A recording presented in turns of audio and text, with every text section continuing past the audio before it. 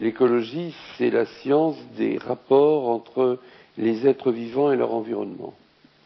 Nous ne sommes pas tout seuls, nous sommes entourés d'autres humains avec lesquels nous sommes en relation, nous sommes entourés par les plantes, par les animaux, par tout ce que nous avons construit, par nos propres réalisations, et l'écologie, c'est en quelque sorte de trouver le bon équilibre entre une personne humaine ou un animal et tout ce milieu qui l'entoure.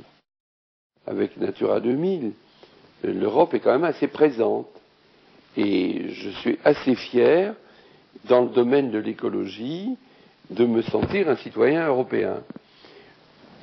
Nous faisons plutôt mieux que les autres dans ce domaine-là. La pollution est la dégradation physique, chimique et biologique de l'environnement et de ce qui fait la qualité de la vie.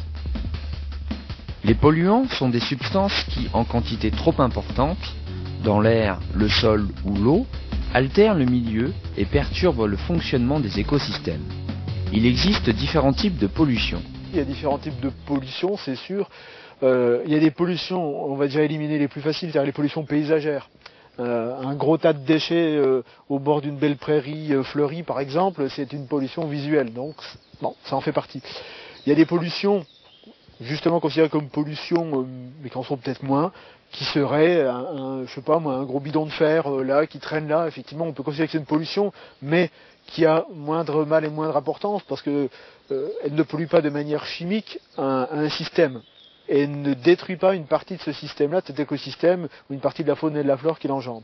Alors qu'une pollution, qu'on pourrait considérer d'origine chimique, voire organique, le terme pollution a l'aspect négatif de détruire ou de détériorer une partie du système, de l'écosystème. Voilà. Alors après, il y a des tas de trucs qui rentrent là-dedans.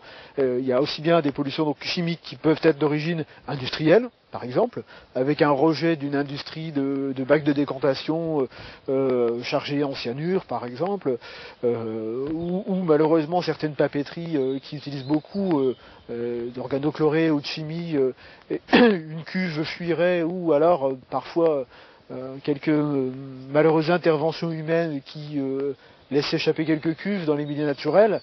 Ça fait vraiment des pollutions chimiques, comme aussi au niveau agricole, où tous les pesticides, herbicides et insecticides sont des pollutions chimiques très importantes qui peuvent engendrer de gros problèmes de santé pour l'espèce humaine et bien sûr encore plus pour l'écosystème faune et flore. Et puis après, il y a d'autres pollutions qui sont bien moins graves, qui pourraient être des pollutions organiques, généralement sont temporaires. Pourquoi ? Parce que justement, la pollution organique est dégradable.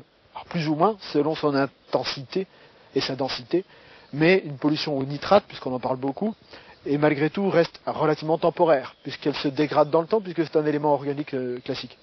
Et puis il y a les pollutions d'ailleurs organiques, naturelles. Un chevreuil qui se noierait dans cet étang-là ferait une pollution organique dans un premier temps, mais qui servirait à tout l'écosystème, qui, à fur et à mesure qu'elle le consommerait, la ferait disparaître. Donc ça peut être ponctuel. C'est un petit peu cette notion aussi de biodégradable.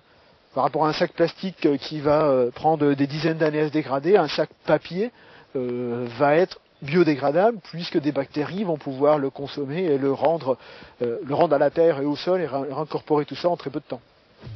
Les hommes ont mis longtemps à réaliser que les progrès technologiques et économiques étaient une menace sérieuse pour l'environnement. Ce sont les écologistes qui, dans les années 70, ont mis le doigt sur les dangers que les hommes faisaient courir à la planète.